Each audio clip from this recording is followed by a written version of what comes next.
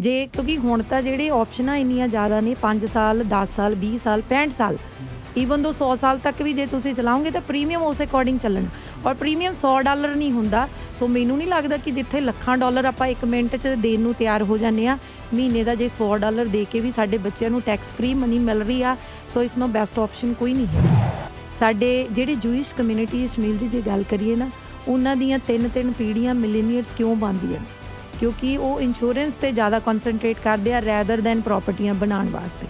ਕੱਲ੍ਹ ਨੂੰ ਬੱਚਿਆਂ ਨੇ ਆਪ ਵੀ ਬਣਾ ਲੈਣੇ, ਸਾਨੂੰ ਨਹੀਂ ਪਤਾ ਬੱਚਿਆਂ ਨੇ ਰਹਿਣਾ ਉਹਨਾਂ ਪ੍ਰੋਪਰਟੀ 'ਚ ਕਿ ਨਹੀਂ ਰਹਿਣਾ। ਘਰ ਨਾ ਛੱਡ ਕੇ ਜਾਓ, ਪਾਲਿਸੀਆਂ ਛੱਡ ਕੇ ਜਾਓ, ਪਾਲਿਸੀਆਂ ਛੱਡ ਕੇ ਇਹ ਮੰਨਣਾ ਤੁਹਾਡਾ ਬਿਲਕੁਲ।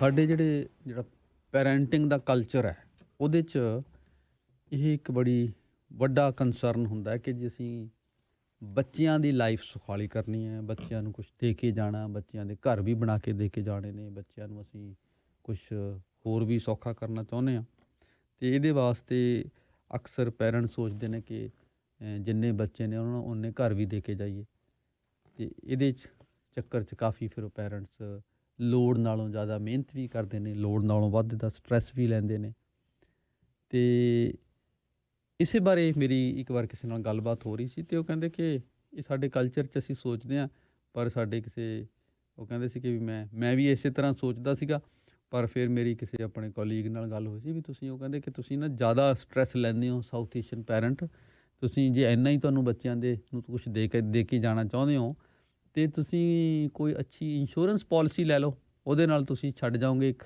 ਅੱਛਾ ਖਾਸਾ ਉਹਨਾਂ ਵਾਸਤੇ ਵਿਰਾਸਤ। ਅਤੇ ਉਸ ਤੋਂ ਬਾਅਦ ਫਿਰ ਇਸ ਐਂਗਲ ਤੋਂ ਅਸੀਂ ਵਿਚਾਰਨਾ ਸ਼ੁਰੂ ਕੀਤਾ ਕਿ ਇਹ ਪੱਖ ਤੋਂ ਵੀ ਇੰਸ਼ੋਰੈਂਸ ਨੂੰ ਦੇਖਣਾ ਚਾਹੀਦਾ। ਸੋ ਉਹਦੇ ਵਾਸਤੇ ਅਸੀਂ ਬੇਨਤੀ ਕੀਤੀ ਹੈ। ਸਟੂਡੀਓ ਦੇ ਵਿੱਚ ਸਾਡੇ ਨਾਲ ਕਮਲਦੀਪ ਕੌਰ ਨੇ, ਫਾਈਨੈਂਸ਼ੀਅਲ ਐਡਵਾਈਜ਼ਰ ਨੇ ਇਹ, ਅਤੇ ਇਸੇ ਸੈਕਟਰ 'ਚ ਕੰਮ ਕਰਦੇ ਨੇ। ਸੋ ਉਹਨਾਂ ਨਾਲ ਅਸੀਂ ਗੱਲਬਾਤ ਕਰਾਂਗੇ ਕਿ ਇੰਸ਼ੋਰੈਂਸ ਨੂੰ ਇਸ ਪੱਖ ਤੋਂ ਕਿਵੇਂ ਯੂਜ਼ ਕੀਤਾ ਜਾ ਸਕਦਾ, ਇਸਤੇਮਾਲ ਕੀਤਾ ਜਾ ਸਕਦਾ। ਬਹੁਤ ਸ਼ੁਕਰੀਆ ਜੀ ਤੁਹਾਡਾ, ਕਮਲਦੀਪ ਜੀ ਆਏ ਹੋ ਸਟੂਡੀਓ 'ਚ। ਜੀ ਗੁੱਡ ਮਾਰਨਿੰਗ ਸ਼ਮੀਲ ਜੀ, ਅਤੇ ਸਾਰੇ ਹੀ ਲਿਸਨਰਸ ਨੂੰ ਵੀ ਪਿਆਰ ਭਰੀ ਸਤਿ ਸ਼੍ਰੀ ਅਕਾਲ ਐਂਡ ਵੈਰੀ ਗੁੱਡ ਮਾਰਨਿੰਗ।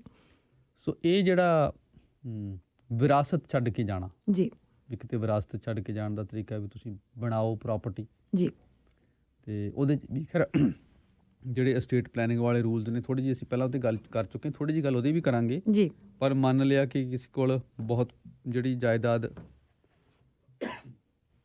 ਨਹੀਂ ਬਣੀ ਉਸ ਤਰ੍ਹਾਂ ਪ੍ਰੋਪਰਟੀ ਜੀ, ਅਤੇ ਉਹ ਇੰਸ਼ੋਰੈਂਸ ਨੂੰ ਕਿਵੇਂ ਇਸਤੇਮਾਲ ਕਰ ਸਕਦਾ, ਇਹਦੇ ਬਾਰੇ ਥੋੜ੍ਹੀ ਗੱਲ ਕਰ ਸਕਦੇ ਹਾਂ। ਬਿਲਕੁਲ। ਸੋ ਸ਼ਮੀਲ ਜੀ, ਜਿਹੜਾ ਆਪਾਂ ਸਟੋਰੀ ਸ਼ੇਅਰ ਕੀਤੀ ਆ, ਮੈਂ ਕਹਿੰਦੀ ਹਾਂ ਕਿ ਉਹਨਾਂ ਨੇ ਜਿਹੜਾ ਗਾਈਡ ਕੀਤਾ ਉਹ ਬਹੁਤ ਵਧੀਆ ਗਾਈਡ ਕੀਤਾ, ਕਿਉਂਕਿ ਸਾਡੀ ਪਰਵਰਿਸ਼ ਜਿਹੜੀ ਹੋਈ ਆ ਉਸੇ ਵਿਰਾਸਤ 'ਚ ਹੋਈ ਆ, ਕਿਉਂਕਿ ਸਾਡੇ ਬਜ਼ੁਰਗ ਜਿਹੜੇ ਨੇ ਸਾਨੂੰ ਬਹੁਤ ਜ਼ਮੀਨਾਂ ਜਾਇਦਾਦਾਂ ਦੇ ਕੇ ਜਾਂਦੇ ਸੀ, ਜੇ ਆਪਾਂ ਬੈਕ ਹੋਮ ਦੀ ਗੱਲ ਕਰੀਏ। ਪਰ ਉੱਥੇ ਦਾ ਸਿਸਟਮ ਬਹੁਤ ਡਿਫਰੈਂਟ ਆ ਸਾਡੇ ਇੱਥੇ ਦੇ ਸਿਸਟਮ ਨਾਲੋਂ, ਕਿਉਂਕਿ ਉੱਥੇ ਜਿਹੜੇ ਤਹਿਸੀਲਦਾਰ ਹੁੰਦੇ ਸੀ ਉਹਨਾਂ ਨੇ ਆਪਣੇ ਪੇ ਲੈ ਲੈਣਾ, ਉਹਨਾਂ ਨੇ ਚਾਰਜ ਕਰ ਲੈਣਾ ਅਤੇ ਸਾਡੇ ਨਾਂ 'ਤੇ ਚੜ੍ਹ ਜਾਣੀ ਆ।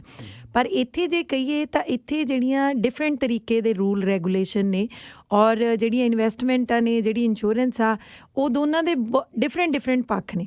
ਪਰ ਜਿਹੜੀ ਤੁਸੀਂ ਵਿਰਾਸਤ ਦੀ ਗੱਲ ਕੀਤੀ ਆ, ਆਪਾਂ ਮਿਲੇਨੀਅਰ ਬਣਾ ਸਕਦੇ ਹਾਂ ਆਪਣੇ ਬੱਚਿਆਂ ਨੂੰ ਜੇ ਆਪਾਂ ਇੰਸ਼ੋਰੈਂਸ ਯੂਜ਼ ਕਰਦੇ ਆ, ਅਤੇ ਉਹ ਵੀ ਟੈਕਸ ਫ੍ਰੀ। ਅਤੇ ਦੂਜੇ ਪਾਸੇ ਜੇ ਮੈਂ ਇਨਵੈਸਟਮੈਂਟਾਂ ਦੀ ਜਾਂ ਆਪਾਂ ਦੂਜੇ ਪਾਸੇ ਪ੍ਰੋਪਰਟੀਆਂ ਦੀ ਗੱਲ ਕਰੀਏ ਕਿ ਜਿਵੇਂ ਤੁਸੀਂ ਕਿਹਾ ਸੀ ਜਿੰਨੇ ਬੱਚੇ ਉਹਨਾਂ ਨੂੰ ਘਰ, ਤਾਂ ਇੱਕ ਤਰ੍ਹਾਂ ਦਾ ਅਸੀਂ ਕਰਜ਼ਾ ਹੀ ਦੇ ਕੇ ਜਾ ਰਹੇ ਹਾਂ ਉਹਨਾਂ ਨੂੰ।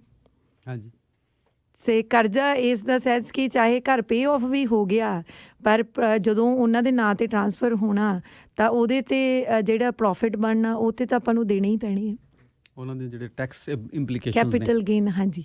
ਓਕੇ। ਅਤੇ ਫਿਰ ਜਿਹੜੀ ਇੰਸ਼ੋਰੈਂਸ ਹੈ ਕਿਵੇਂ ਇਹਨਾਂ ਚੀਜ਼ਾਂ ਨੂੰ, ਖਰਚਿਆਂ ਨੂੰ ਆਫਸੈਟ ਕਰਨ ਲਈ ਜਾਂ ਜੀ ਕੁਛ ਦੇ ਕੇ ਜਾਣ ਲਈ ਜੀ ਕਿਵੇਂ ਯੂਜ਼ ਹੁੰਦੀ ਹੈ?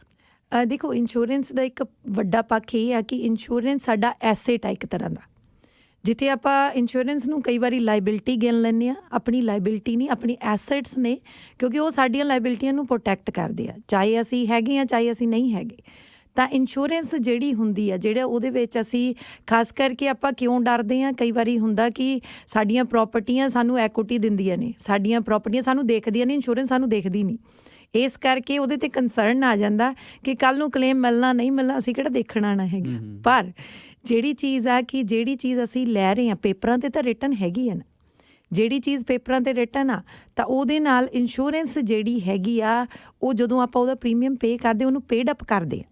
ਜੇ ਆਪਾਂ ਹੋਲ ਲਾਈਫ ਦੀ ਗੱਲ ਕਰੀਏ ਕਿ ਸਾਰੀ ਉਮਰ ਸਾਨੂੰ ਕਵਰੇਜ ਚਾਹੀਦੀ ਆ, ਜਦੋਂ ਆਪਾਂ ਪੇਡ ਅਪ ਕਰ ਲਈ ਤਾਂ ਉਹਨੇ ਸਾਡੇ ਬੱਚਿਆਂ ਨੂੰ ਟੈਕਸ ਫਰੀ ਮਨੀ ਜਦੋਂ ਉਹਨਾਂ ਨੂੰ ਕਲੇਮ ਮਿਲਣਾ ਉਹ ਟੈਕਸ ਫਰੀ ਮਿਲਣਾ। ਡਜ਼ਨਟ ਮੈਟਰ ਸਪਾਊਸ ਨੂੰ ਮਿਲ ਰਿਹਾ ਜਾਂ ਬੱਚਿਆਂ ਨੂੰ ਮਿਲ ਰਿਹਾ ਹੈਗਾ, ਉਹਦੇ 'ਤੇ ਗਵਰਨਮੈਂਟ ਨੇ ਜਾਂ ਕਿਸੇ ਹੋਰ ਨੇ ਆ ਕੇ ਸਾਨੂੰ ਪੁੱਛਣਾ ਨਹੀਂ ਕਿ ਇੰਨਾ ਪੈਸਾ ਤੁਹਾਡੇ ਕੋਲੇ ਕਿੱਥੋਂ ਆਇਆ, ਆਪਣੇ ਕੋਲੇ ਕਲੇਮ ਆਇਆ। ਦੂਜਾ ਪੱਖ ਇਹਦਾ ਹੈਗਾ ਕਿ ਜਦੋਂ ਅਸੀਂ ਇੰਸ਼ੋਰੈਂਸ ਬਾਈ ਕਰਦੇ ਹਾਂ ਉਦੋਂ ਅਸੀਂ ਪੂਰੀ ਲਾਈਫ ਲਈ ਬਾਈ ਕਰ ਰਹੇ ਹੈਗੇ ਆ ਜਾਂ ਟੈਂਪਰੇਰੀ ਬਾਈਸਿਸ ਬਾਈ ਕਰਦੇ, ਉਹ ਅਲੱਗ ਤੋਂ ਆਪਸ਼ਨਸ ਆ ਜਾਂਦੀਆਂ ਨੇ ਜਿਹੜੀਆਂ ਮਤਲਬ ਟਰਮ ਕਰਦੀਆਂ ਨੇ ਥੋੜ੍ਹੇ ਟਾਈਮ ਲਈ, ਲਿਮਿਟਡ ਟਾਈਮ ਲਈ ਕਵਰੇਜ ਆ। ਪਰ ਇਹ ਗੱਲ ਆਪਾਂ ਕਰ ਰਹੇ ਹਾਂ ਜਿਹੜੀਆਂ ਲਾਈਫ ਇੰਸ਼ੋਰੈਂਸ। ਬਿਲਕੁਲ। ਸੋ ਜਿਹੜੀ ਹੋਲ ਲਾਈਫ ਹੁੰਦੀ ਆ ਉਹ ਜਿਹੜੇ ਸਿਆਣੇ ਲੋਕ ਨੇ ਉਹ ਕਹਿੰਦੇ ਆ ਕਿ ਪ੍ਰੋਪਰਟੀਆਂ ਬਾਏ ਕਰ, ਕਿਉਂਕਿ ਜਦੋਂ ਆਪਾਂ ਪ੍ਰੋਪਰਟੀ ਬਾਏ ਕਰਦੇ ਹਾਂ ਲਮਸਮ ਕਿੰਨਾ ਲੱਖਾਂ ਡਾਲਰ ਸਾਨੂੰ ਇਕੱਠਾ ਕਰਨਾ ਪੈਂਦਾ। ਕਈ ਵਾਰੀ ਪ੍ਰਾਇਮਰੀ ਰੈਜ਼ੀਡੈਂਟ 'ਤੇ ਵੀ ਸਾਨੂੰ ਮੁਰਗੇਜ ਚੱਕਣੀ ਪੈਂਦੀ ਆ, ਉਹ ਵੀ ਇੱਕ ਤਰ੍ਹਾਂ ਦੀ ਲਾਇਬਿਲਿਟੀ ਸਾਡੇ 'ਤੇ ਆ ਗਈ। ਅਤੇ ਫਿਰ ਜੇ ਅਸੀਂ ਇੰਸ਼ੋਰੈਂਸ ਦੀ ਗੱਲ ਕਰੀਏ ਉੱਥੇ ਤਾਂ ਮੰਥਲੀ ਜਾਣਾ ਨਾ। ਸੋ ਮੰਥਲੀ ਜਿਹੜੇ ਪੈਸੇ ਜਾਣੇ ਆ ਉਹ ਇੱਕ ਟਾਈਮ 'ਤੇ ਜਾ ਕੇ ਉਹ ਪੇਡ ਅਪ ਹੋ ਜਾਣੀ ਜੇ, ਕਿਉਂਕਿ ਹੁਣ ਤਾਂ ਜਿਹੜੇ ਆਪਸ਼ਨਾਂ ਇੰਨੀਆਂ ਜ਼ਿਆਦਾ ਨੇ 5 ਸਾਲ 10 ਸਾਲ 20 ਸਾਲ 65 ਸਾਲ ਈਵਨ ਦੋ 100 ਸਾਲ ਤੱਕ ਵੀ ਜੇ ਤੁਸੀਂ ਚਲਾਓਗੇ ਤਾਂ ਪ੍ਰੀਮੀਅਮ ਉਸ ਅਕੋਰਡਿੰਗ ਚੱਲਣਾ।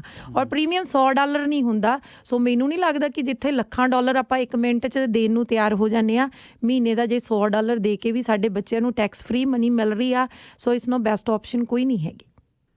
ਇੱਕ ਕੁਐਸਚਨ ਵੀ ਹੈ, ਚਲੋ ਇਹ ਕੁਐਸਚਨ ਆਪਾਂ ਬਾਅਦ 'ਚ ਲੈਂਦੇ ਹਾਂ ਜੀ। ਅਤੇ ਆਮ ਕਰਕੇ ਫਿਰ ਜਿਹੜੀਆਂ ਇਹ ਹੋਲ ਲਾਈਫ ਇੰਸ਼ੋਰ ਪਾਲਿਸੀਜ਼ ਨੇ ਜੀ, ਇਹਨਾਂ ਬਾਰੇ ਇੱਕ ਕੰਸਰਨ ਇਹ ਹੁੰਦਾ ਕਿ ਇਹ ਮਹਿੰਗੀਆਂ ਹੋ ਸਕਦੀਆਂ ਨੇ ਬਹੁਤ ਜੀ।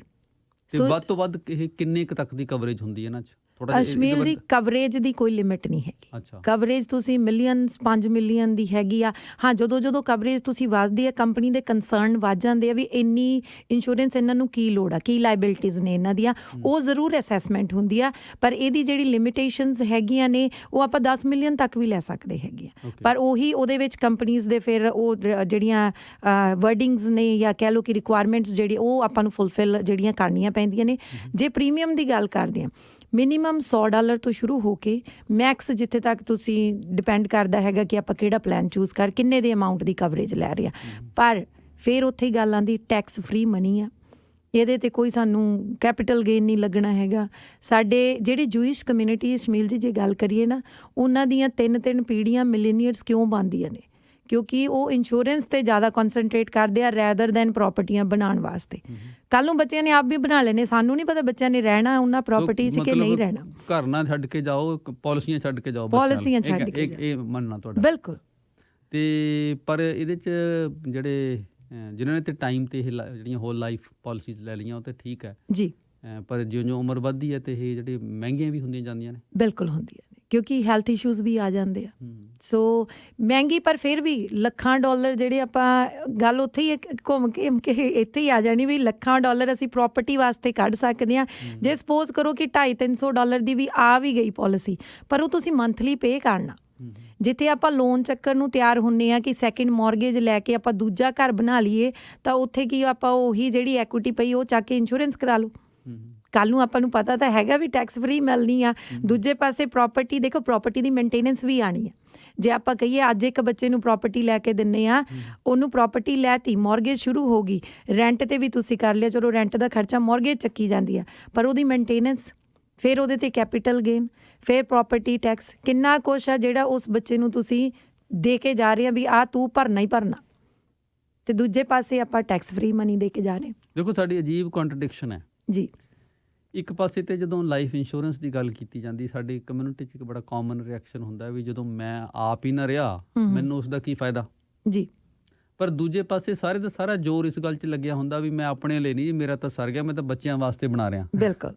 ਤਾਂ ਫਿਰ ਘਰ ਵੀ ਆਪਾਂ ਕਿਹੜਾ ਦੇਖਣੇ ਵੀ ਉਹਨਾਂ ਨੇ ਵੇਚਣੇ ਆ ਕਿ ਰਹਿਣਾ ਹੈਗਾ। ਸੋ ਉੱਥੇ ਵੀ ਆਉਂਦਾ ਨਾ ਕਿ ਆਪਾਂ ਕਹਿੰਦੇ ਆ ਕਿ ਅਸੀਂ ਘਰ ਬਣਾ ਕੇ ਦੇ ਜੀ, ਪਰ ਉੱਥੇ ਆਪਾਂ ਕਿਹੜਾ ਦੇਖਣਾ ਵੀ ਉਹ ਬੱਚਿਆਂ ਨੇ ਰੱਖੇ ਕਿ ਵੇਚਤੇ।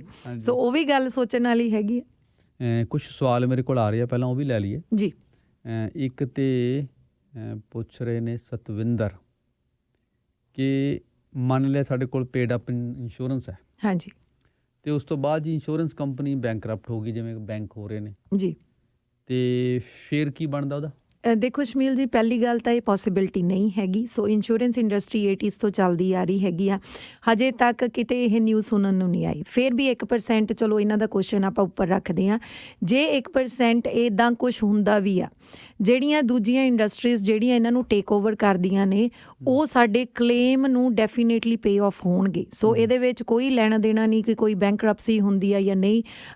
ਬੈਂਕਰਪਸੀ ਕਰ ਸਕਦੇ ਨੇ, ਇੰਸ਼ੋਰੈਂਸ ਕੰਪਨੀਆਂ ਕਦੇ ਵੀ ਬੈਂਕਰਪਸੀਜ਼ ਨਹੀਂ ਕਰ ਸਕਦੀਆਂ। ਓਕੇ ਜੀ। ਤੇ 0009 ਵਾਲਿਆਂ ਨੇ ਕੁਝ ਕੰਸਰਨ ਨੇ ਜੀ, ਤੁਹਾਡੇ ਕੰਸਰਨ ਵੀ ਪਹੁੰਚ ਗਏ ਸਾਡੇ ਕੋਲ। ਇੰਸ਼ੋਰੈਂਸ ਜਿਹੜਾ ਜਦੋਂ ਮਿਲਦਾ ਉਹ ਇਨਕਮ 'ਚ ਐਡ ਹੁੰਦਾ ਕਿ ਇਹ ਪੁੱਛਦੇ ਨੇ? ਨਹੀਂ ਜੀ, ਇਹ ਟੈਕਸ ਫ੍ਰੀ ਹੈਗਾ।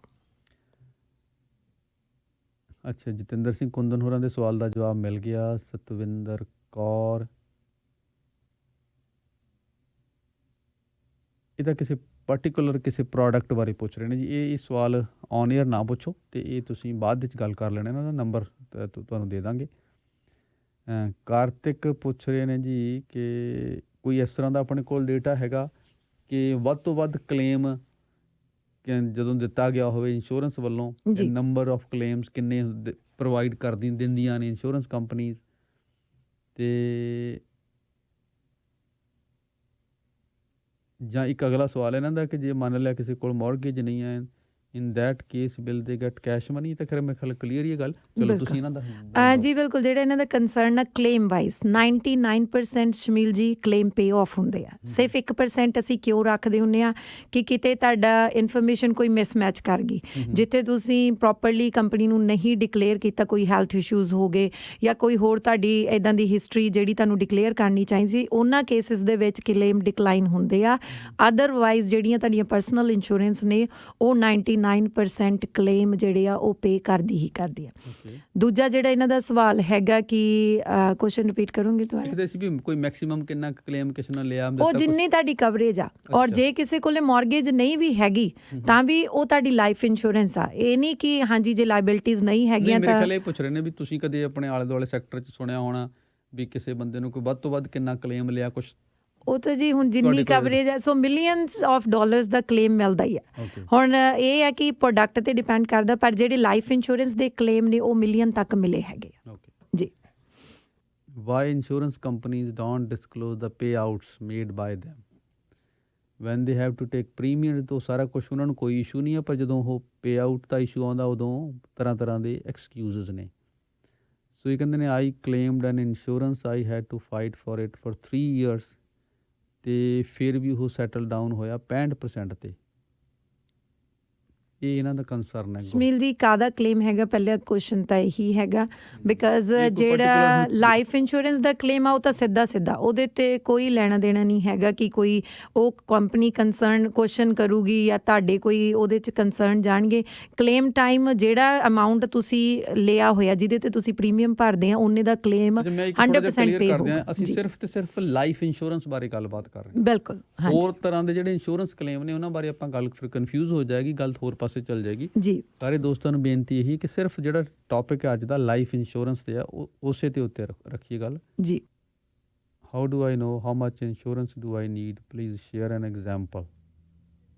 ਇਹਦੇ ਬਾਰੇ ਤੁਸੀਂ ਜ਼ਰੂਰ ਗੱਲ ਕਰ ਸਕਦੇ ਹੋ ਵੀ ਕਿੰਨੀ ਤੁਹਾਨੂੰ ਚਾਹੀਦੀ ਹੁੰਦੀ ਹੈ। ਬਿਲਕੁਲ ਸ਼ਮੀਲ ਜੀ, ਮੇਨ ਚੀਜ਼ ਹੈਗੀ ਆ ਸਾਡੀਆਂ ਲਾਇਬਿਲਟੀਜ਼, ਸਾਡੀ ਨੀਡ ਕੀ ਹੈਗੀ ਆ। ਹੁਣ ਜੇ ਇੱਕ ਸਿੰਗਲ ਮੈਨ ਹੈਗਾ, ਉਹਦੇ ਕੋਲੇ ਹਜੇ ਘਰ ਨਹੀਂ, ਵਿਆਹਿਆ ਹੋਇਆ ਨਹੀਂ ਹੈਗਾ, ਸੋ ਜੇ ਆਪਾਂ ਨੂੰ 2.5 ਤੋਂ ਲੈ ਕੇ 5 ਲੱਖ ਦੀ ਵੀ ਦੇਵਾਂਗੇ ਉਹਦਾ ਸਰ ਜੂਗਾ।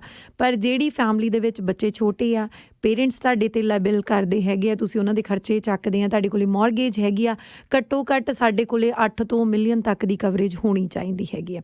ਸੋ ਹੁਣ ਪ੍ਰੀਮੀਅਮ ਜੇ ਆਪਾਂ ਕਹੀਏ ਉਹ ਤੁਹਾਡੀ ਏਜ 'ਤੇ ਡਿਪੈਂਡ ਕਰਦਾ, ਹੈਲਥ 'ਤੇ ਡਿਪੈਂਡ ਕਰਦਾ ਹੈਗਾ।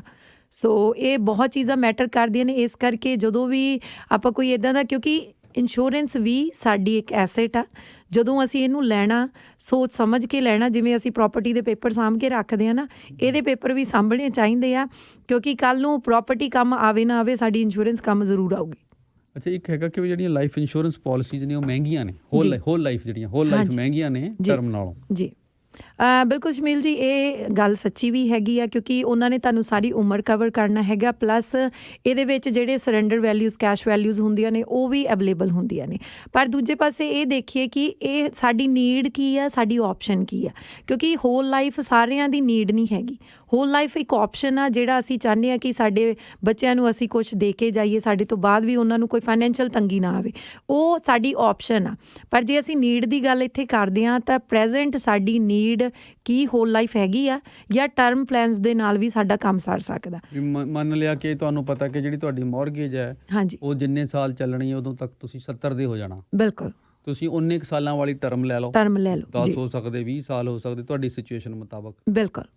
ਤੇ ਜਿਹੜੀ ਮੇਨ ਲਾਇਬਿਲਿਟੀਜ਼ ਨੇ ਉਹਦੇ ਨਾਲ ਕਵਰ ਹੋ ਜਾਣਗੀਆਂ। ਸੋ ਕਿਉਂਕਿ ਜਿਹੜੇ ਬੰਦੇ ਅੱਜ 30 ਤੋਂ ਹੈਗੇ ਆ ਮੈਕਸ, ਉਹ ਆਪਣੇ 40 ਸਾਲ ਦੀ ਟਰਮ ਲੈ ਸਕਦੇ, ਸੋ 70 ਸਾਲ ਤੱਕ ਵੈਸੇ ਹੀ ਪਹੁੰਚ ਗਏ। ਜਿਹੜਾ ਬੰਦਾ ਅੱਜ 40 ਸਾਲ ਦਾ ਉਹ 80 ਤੱਕ 40 ਸਾਲ ਦੀ ਟਰਮ ਲੈਣਗੇ ਤਾਂ 80 ਤੱਕ ਉਹਨਾਂ ਕੋਲੇ ਕਵਰੇਜ ਆ। ਸਾਨੂੰ ਨਹੀਂ ਪਤਾ ਕਿ ਅਸੀਂ ਕਿੰਨੀ ਦੇਰ ਰਹਿਣਾ, ਕਿੰਨੀ ਦੇਰ ਨਹੀਂ, ਅਗਲੇ ਪਲ ਦਾ ਨਹੀਂ ਪਤਾ। ਪਰ ਜੇ ਅੱਜ ਇਹ ਸੋਚ ਕੇ ਆਪਾਂ ਕਵਰੇਜ ਨਾ ਲਈਏ ਜਾਂ ਇਹ ਸੋਚ ਕੇ ਨਾ ਲਈਏ ਕਿ ਮਹਿੰਗੀ ਆ ਜਾਂ ਸਸਤੀ ਆ, ਪਰ ਕਵਰੇਜ ਆਪਣੀ ਫੈਮਿਲੀ ਵਾਸਤੇ ਸੋਚਣਾ ਚਾਹੀਦਾ ਹੈਗਾ।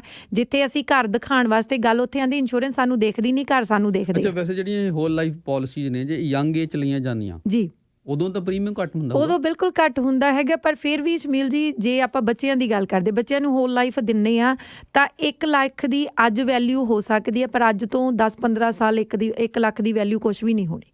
ਸੋ ਇਸ ਕਰਕੇ ਸਾਡੀ recommendation as a financial adviser ਇਹੀ ਹੁੰਦੀ ਆ ਕਿ ਆਪਣੇ ਚਾਹੇ ਬੱਚਿਆਂ ਵਾਸਤੇ, ਚਾਹੇ ਤੁਸੀਂ ਆਪਣੀ ਵਾਸਤੇ ਜਿਹੜੀਆਂ ਟਰਮ ਪਲਾਨਸ ਲੈ ਕੇ ਆਪਣੀਆਂ ਲਾਇਬਿਲਿਟੀਜ਼ ਕਵਰ ਕਰੋ, ਉਹ ਬੈਟਰ ਨੇ। ਦੂਜੇ ਪਾਸੇ ਆਪਸ਼ਨ ਤੁਹਾਡੇ ਕੋਲ ਹੋਰ ਬਹੁਤ ਆ। ਜੇ ਤੁਸੀਂ ਪੈਸਾ ਹੀ ਸੇਵ ਕਰਨਾ, ਤੁਸੀਂ ਆਪਣਾ TFS ਵਿੱਚ ਪੈਸਾ ਪਾਓ, ਟੈਕਸ ਫਰੀ ਉਹ ਗਰੋ ਕਰੂਗਾ, ਉਹਦੇ ਵਿੱਚ ਕੋਈ ਟੈਕਸ ਨਹੀਂ ਭਰਨਾ ਪੈਣਾ ਜਦੋਂ ਤੁਸੀਂ ਵਿਡਰੋ ਕਰਦੇ ਆ। ਪਲੱਸ ਉਹ ਫਲੈਕਸੀਬਲ ਨੇ, ਤੁਸੀਂ ਲਮਸਮ ਪਾਉਣਾ ਹੈਗਾ, ਤੁਸੀਂ ਮੰਥਲੀ ਉਹਦੇ 'ਚ ਕੰਟਰੀਬਿਊਸ਼ਨ ਕਰਨਾ, ਉਹ ਤੁਹਾਡੇ ਕੋਲ ਅੱਡ ਦੀ ਆਪਸ਼ਨ ਵੀ ਹੈਗੀ ਆ। ਕੁਝ ਕੁਐਸਚਨ ਤੇ ਮੈਂ ਦੇਖਿਆ ਵਾਰ-ਵਾਰ ਇਸੇ ਗੱਲ ਤੇ ਆਈ ਜਾ ਰਹੇ ਨੇ ਕਿ ਇੰਸ਼ੋਰੈਂਸ ਕੰਪਨੀਆਂ ਬੈਂਕਰਪਟਸੀ ਫਾਈਲ ਕਰ ਸਕਦੀਆਂ ਜਾਂ ਨਹੀਂ ਕਰ ਸਕਦੀਆਂ। ਜ਼ਰੂਰ ਇਸ 'ਤੇ ਅਸੀਂ ਡਿਸਕਸ਼ਨ ਕਰਾਂਗੇ, ਪਰ ਮੈਂ ਇੱਕ ਜ਼ਰੂਰੀ ਚੀਜ਼ ਸੋਚ ਰਿਹਾ ਸੀ ਵੀ ਇੰਨਾ ਜ਼ਿਆਦਾ ਵੀ ਨਾ ਸੋਚੀਏ। ਐਂ ਤਾਂ ਜੇ ਆਪਾਂ ਇਹ ਵੀ ਸੋਚ ਸਕਦੇ ਹਾਂ ਵੀ ਕੱਲ੍ਹ ਨੂੰ ਵਰਲਡ ਵਾਰ ਲੱਗ ਗਈ ਅਤੇ ਦੁਨੀਆ ਖਤਮ ਹੋ ਜਾਏਗੀ, ਫਿਰ ਕੀ ਕਰਾਂਗੇ? ਅਤੇ ਜੇ ਕੋਈ ਵੱਡਾ ਭੂਚਾਲ ਆ ਗਿਆ ਅਤੇ ਕੋਈ ਮਤਲਬ ਸੁਨਾਮੀ ਆ ਗਈ, ਫਿਰ ਅਸੀਂ ਖਤਮ ਵੀ ਹੋ ਸਕਦੇ ਹਾਂ। ਮਤਲਬ ਇੱਦਾਂ ਤਾਂ ਆਪਾਂ ਕੁਛ ਵੀ ਸੋਚ ਸਕਦੇ ਹਾਂ, ਸਿਰਫ ਜਸਟ ਆਪਣੇ ਦਿਮਾਗ ਦੇ ਘੋੜੇ ਭਜਾਉਣ ਲਈ ਤਾਂ ਕੁਝ ਵੀ ਸੋਚਿਆ ਜਾ ਸਕਦਾ। ਬਿਲਕੁਲ ਜੀ ਸੁਨੀਲ ਜੀ, ਇਹ ਤਾਂ ਮਤਲਬ ਇਹ ਕਹਿ ਲਓ ਕਿ ਇੱਕ ਜਿਹੜਾ ਕੁਐਸਚਨ ਕਿਸੇ ਕੋਲ ਆਨਸਰ ਨਹੀਂ। ਹੁਣ ਜਿਵੇਂ ਤੁਸੀਂ ਕਿਹਾ ਦੁਨੀਆ ਖਤਮ ਹੋ ਸਕਦੀ ਹੈ, ਅੱਜ ਅਸੀਂ ਇੱਥੇ ਬੈਠੇ ਹਾਂ, ਕੱਲ੍ਹ ਨੂੰ ਮੇ ਬੀ ਮੈਂ ਨਹੀਂ ਵੀ ਹੋ ਸਕਦੀ ਹੈਗੀ, right? So this is like ਇਹ ਸਿਚੁਏਸ਼ਨ ਆ ਜਿਹਦੇ ਵਾਸਤੇ ਹਜੇ ਤੱਕ ਇੱਦਾਂ ਦਾ ਹਿਸਟਰੀ ਦੇ ਵਿੱਚ ਕੈਨੇਡਾ ਦੇ ਵਿੱਚ ਨਹੀਂ ਹੋਇਆ ਹੈਗਾ। ਸੋ ਇਨ ਕੇਸ ਤੇ ਫਿਰ ਅਲੱਗ ਗੱਲ ਕਰਾਂਗੇ। ਬਿਲਕੁਲ ਜੀ। ਤੇ ਹੁਣ ਜਾਣ ਵੇਲੇ 1-2 ਜਿਹੜੇ ਜ਼ਰੂਰੀ ਸਵਾਲ ਨੇ ਜੀ। ਤੇ ਇੱਕ ਹੈ ਕਿ ਜੇ ਬੰਦੇ ਦੀ ਡੈਥ ਹੋਮ ਕੰਟਰੀ 'ਚ ਹੋ ਜਾਂਦੀ, ਜਾ ਕੇ ਇੱਥੇ ਨਹੀਂ ਆ ਉਹ, ਹਾਂਜੀ, ਉਦੋਂ ਸ਼ਮੀਲ ਜੀ ਇਹ 24/7 ਸਾਨੂੰ ਹਰ ਕਿਤੇ ਕਵਰੇਜ ਮਿਲਦੀ ਹੈਗੀ ਆ। ਡਜ਼ਨਟ ਮੈਟਰ ਤੁਸੀਂ ਪਾਲਿਸੀ ਲੈ ਕੇ ਕਿਤੇ ਵੀ ਜਾਂਦੇ ਆ, ਕਿਉਂਕਿ ਜਦੋਂ ਅਸੀਂ ਪਾਲਿਸੀਜ਼ ਲੈਂਦੇ ਹਾਂ ਨਾ, ਉਹਦੇ 'ਚ ਇੱਕ ਕੁਐਸਚਨ ਆਉਂਦਾ ਕਿ ਤੁਹਾਡਾ ਪਲਾਨ ਹੈਗਾ ਟਰੈਵਲ ਦਾ 2 ਮਹੀਨਿਆਂ ਦੇ ਵਿੱਚ। ਸੋ ਉੱਥੇ ਜੇ ਯੈਸ ਨੋ ਆਉਂਦੀ ਆ ਤਾਂ ਜ਼ਰੂਰ ਉਹ ਸਾਡਾ ਕੁਐਸਚਨ ਇੱਕ ਬਣ ਜਾਂਦਾ। ਪਰ ਜੇ ਤੁਹਾਡੀਆਂ ਪਾਲਿਸੀਜ਼ ਪੁਰਾਣੀਆਂ ਚੱਲ ਰਹੀਆਂ ਨੇ ਤਾਂ ਕੋਈ ਡਜ਼ਨਟ ਮੈਟਰ, ਤੁਸੀਂ ਜਿੱਥੇ ਵੀ ਆ ਉੱਥੇ ਕਲੇਮ ਮਿਲਣਾ ਹੀ ਮਿਲਣਾ। ਇੱਕ ਮੈਸੇਜ ਹੈ ਜੀ 8644 ਵਾਲਿਆਂ ਦਾ ਕਿ ਇੰਸ਼ੋਰੈਂਸ ਆਲਵੇਜ਼ ਪੇ ਜਦੋਂ ਕੋਈ ਮਿਸ ਰਿਪਰੈਜ਼ੈਂਟੇਸ਼ਨ ਨਹੀਂ ਹੁੰਦੀ, ਕਰਕੇ ਕੋਈ ਜ਼ਿਆਦਾ ਐਵੇਂ ਨੈਗੇਟਿਵ ਸੋਚਣ ਦੀ ਲੋੜ ਨਹੀਂ ਹੈ। ਬਿਲਕੁਲ। ਤੇ ਗੈਰੀ ਪੁੱਛ ਰਹੇ ਨੇ ਕਿ ਇਹ ਬੈਨੀਫੀਸ਼ੀਅਲ ਹੁੰਦਾ ਹੈ ਜਿਹੜੀ ਹੋਲ ਲਾਈਫ ਨੂੰ ਤੁਸੀਂ ਟਰਮ 'ਚ ਕਨਵਰਟ ਕਰਨਾ? ਨਹੀਂ ਜੀ, ਟਰਮ ਨੂੰ ਹੋਲ ਲਾਈਫ 'ਚ ਕਨਵਰਟ ਕਰ ਸਕਦੇ ਹਾਂ, ਪਰ ਹੋਲ ਲਾਈਫ ਨੂੰ ਟਰਮ 'ਚ ਨਹੀਂ ਕਨਵਰਟ ਕਰ ਸਕਦੇ ਜੀ।